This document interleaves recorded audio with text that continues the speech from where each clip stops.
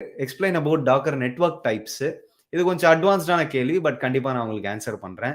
So டாக்கர்ல வந்து நன் அப்படின்ற network நம்ம யூஸ் பண்ணோம் அப்படின்னா, நம்மளுக்கு ஐபி அட்ரஸே அலோகேட் ஆகாது. ஸோ நன் என்ஓஎன்இ நன்னு சொல்லிட்டு ஒரு நெட்வொர்க் டைப் இருக்கு. 2வது நம்மளுக்கு ஹோஸ்ட்ன்னு சொல்லிட்டு ஒரு நெட்வொர்க் டைப் இருக்கு.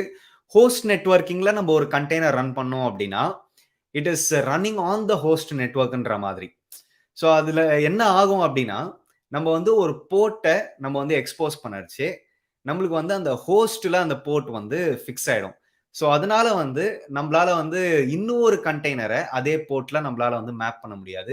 ஸோ பேசிக்கலி இப்போ என்னோட சிஸ்டம் இந்த சிஸ்டம் இப்ப நீங்க பார்த்துட்டு இருக்கீங்க. இது வந்து ஒரு ஹோஸ்ட் சிஸ்டம். அதுக்கு பின்னாடி வந்து நம்ம வந்து ஒரு கண்டெய்னர் ரன் பண்றோம் அப்படின்னா, அந்த கண்டெய்னரே ஹோஸ்ட்ல ரன் ஆனா எப்படி இருக்கும்? ஸோ அது ஹோஸ்ட்லேருந்து ஒரு ஐபி அட்ரஸ் அலோகேட் ஆகும். 2வது ஹோஸ்ட்லேருந்து ஒரு போர்ட்டும் மேப் ஆயிடும். ஸோ அப்போ ஹோஸ்ட்ல வேற எந்த கண்டெய்னருமே அந்த போர்ட்ல திருப்பி மேப் ஆக முடியாது. அது தவிர்த்து உங்களுக்கு வந்து பிரிட்ஜ் நெட்வொர்க்கிங் இருக்கு. பிரிட்ஜ் தான் டிஃபால்ட் நெட்வொர்க் இன் டாக்கர். அந்த பிரிட்ஜ் நெட்வொர்க்கிங் வந்து நீங்க பார்த்தீங்கன்னா, ஒரு கண்டெய்னருக்குமே வந்து ஒரு set of range of IP அட்ரஸ்லேருந்து உங்களுக்கு வந்து ஒரு ஐபி அட்ரஸ் அலோகேட் ஆகும். ஒரு ரேஞ்ச்லேருந்து. ஸோ அப்ப வந்து நான் ஒரு கண்டெய்னர வெளில எக்ஸ்போஸ் பண்ணணும் அப்படின்னா, அந்த கண்டெய்னருக்குன்னு ஒரு தனி ஐபி இருக்கும். ஹோஸ்ட்டுக்குன்னு ஒரு தனி ஐபி இருக்கும்.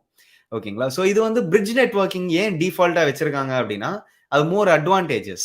இப்ப நான் மல்டிபிள் கண்டெய்னர்ஸ நான் ரன் பண்றேன் அப்படின்னா, அது ஒரு கண்டெய்னருக்குமே ஒரு போர்ட், ஒரு ஐபி அட்ரஸ் அலோகேட் ஆகும்.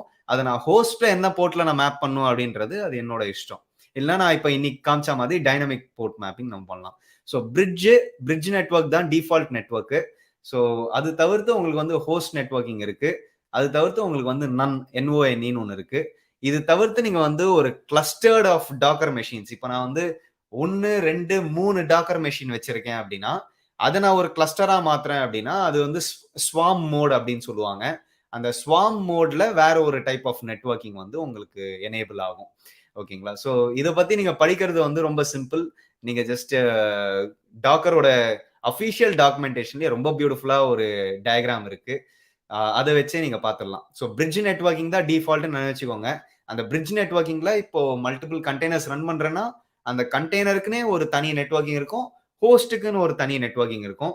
இதே நான் ஹோஸ்ட் நெட்வொர்க்ல ரன் பண்ணேன் அப்படின்னா, அந்த கண்டெய்னரே ஹோஸ்ட் நெட்வொர்க்ல ரன் ஆற மாதிரி உங்களுக்கு சிமுலேட் ஆகும்.